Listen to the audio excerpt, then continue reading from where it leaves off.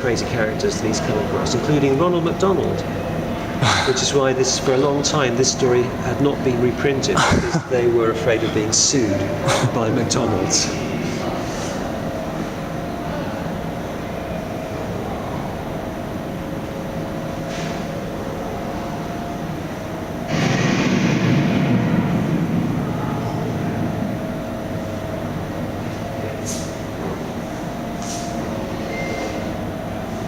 We're now on the other side of the exhibition, and we have a couple of gorgeous Dave Gibbons pages, also lent to us by Rufus.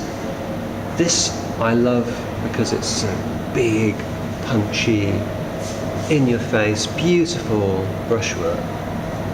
Next to it, I think we're on a whole other level. This is the first page of episode 2 of Rogue Trooper. For me, this is Dave Gibbons at his absolute peak. Amazing artwork, incredible use of black and white. Balance on this page is just extraordinary.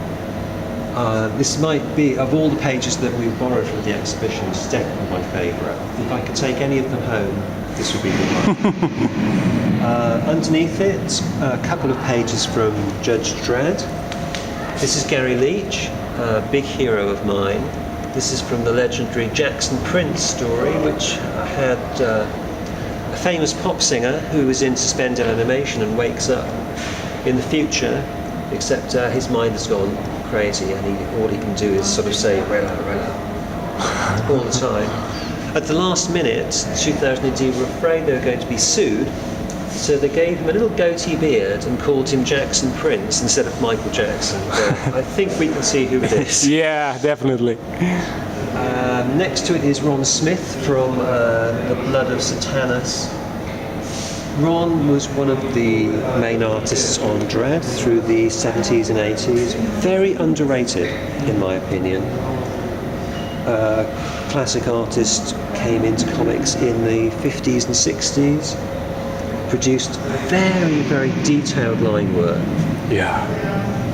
I think people have underestimated him, to be honest with you.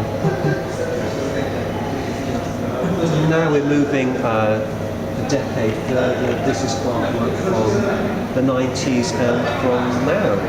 We have Will Simpson, Alien Road. Really, really nice use of colour. Will was telling me that this is done in acrylics with oil paint on top, and I think it's the only oil paint we have in the exhibition. I love the way he's done the aliens here. Next to it was the last page I think we had for the exhibition from Sean Phillips, a cover of Vital from 2015. You can imagine how I felt when I got this giant box through the post, opened it up, and this was inside. Yeah.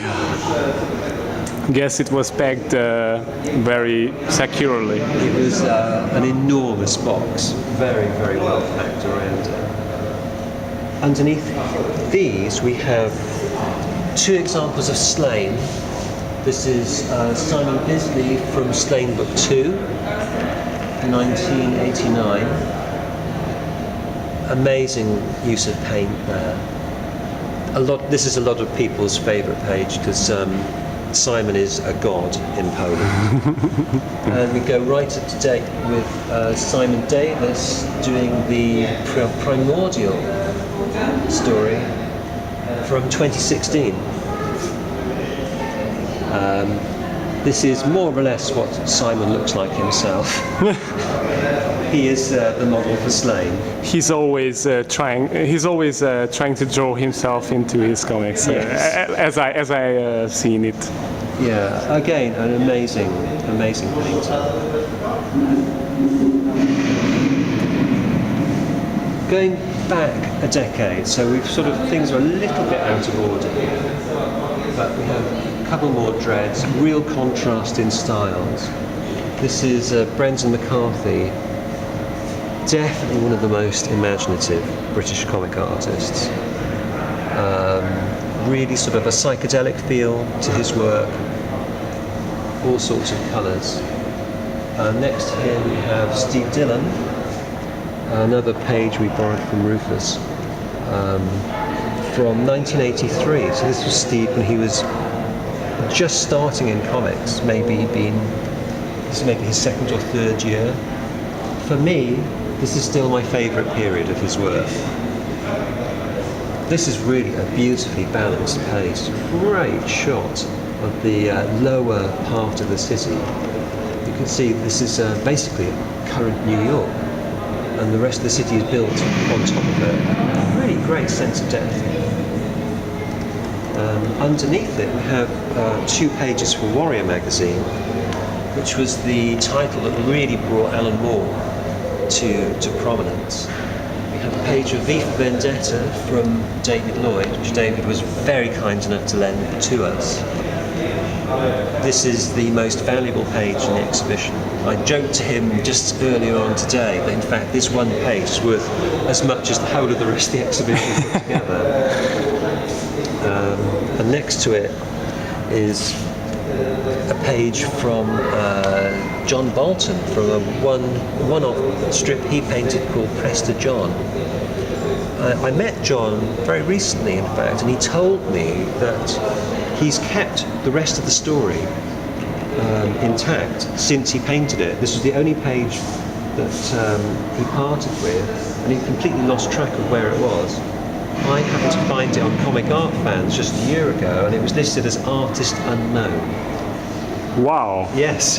That's, I mean, if I take a look at this page, I could almost immediately recognize that it's his. It had ended up in America. The owner had no idea who it was when he bought it. I don't think John knows how he ended up selling it in the first place, because it was a very special story to him.